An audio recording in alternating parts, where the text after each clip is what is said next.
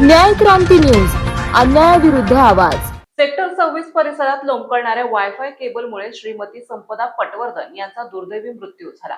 ही केवळ दुर्घटना नसून ही सरळ प्रशासकीय अनास्था आणि संबंधित कंपन्यांच्या बेफिकिरीमुळे झालेली हत्या असल्याचा घणाघाती आरोप आमदार अमित गोरखे यांनी केलाय।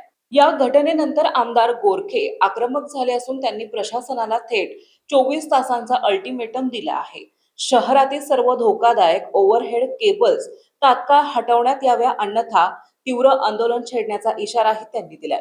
प्रबोधन सोसायटीतील श्रीमती पटवर्धन या शाळेतून घरी परतत असताना शीतछाया परिसरात रस्त्यावर लोंबकळणाऱ्या केबलमध्ये अडकून त्यांचा मृत्यू झाला।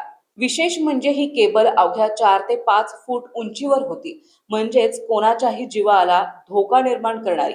या प्रकरणी संबंधित इंटरनेट सेवा पुरवठादार कंपनीवर फौजदारी गुन्हा दाखल करावा, त्यांचा परवाना रद्द करावा, तसेच मृतांच्या कुटुंबाला तातडीने आर्थिक मदत द्यावी, अशी मागणी आमदारांनी केली आहे। दरम्यान या संपूर्ण घटनेनंतर नागरिकांमध्ये तीव्र संताप व्यक्त होत असून एका मोठा प्रश्न उपस्थित केला जात आहे, या सगळ्यात पोलीस विभागाची जबाबदारी नाही का?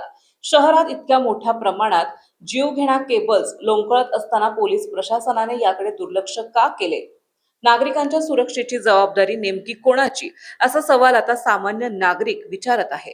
विशेष म्हणजे आमदार अमित गोरखे यांनी यापूर्वीच नगर विकास विभागाकडे लेखी पत्र देऊन या धोकादायक ओव्हरहेड वायरिंग विरोधात कारवाईची मागणी केली होती, मात्र त्याकडे दुर्लक्ष झाल्यामुळे आज एका निष्पाप महिलेचा जीव गेलाय।